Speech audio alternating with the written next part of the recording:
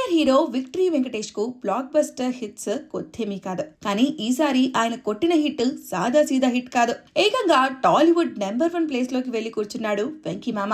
ఈ సంక్రాంతికి అనిల్ రావుపూడి దర్శకత్వంలో వచ్చిన సంక్రాంతికి వస్తున్నాం సినిమా రిలీజ్ అవ్వగా డే 1 నుంచి ఫ్యామిలీ ఆడియన్స్ ను అట్రాక్ట్ చేసి ఇంకా బాక్స్ ఆఫీస్ ను షేక్ చేస్తూనే ఉంది. కేవలం 13 రోజుల్లో 276 కోట్ల రూపాయలు కొల్లగొట్టిన ఈ సినిమా ప్రస్తుతం 300 కోట్ల రూపాయల చేరువలో ఉంది.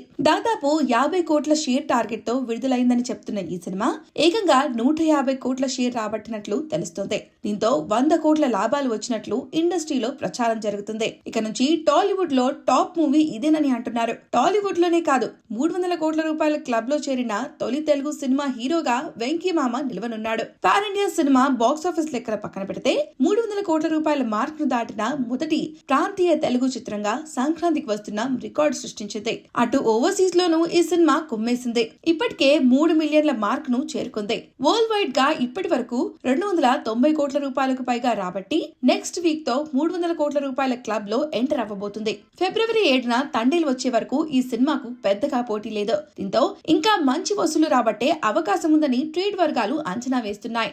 ఏదేమైనా రీజనల్ ప్లేస్ లో వెంకీ మామదే టాప్ ప్లేస్ అని చెప్పాలి.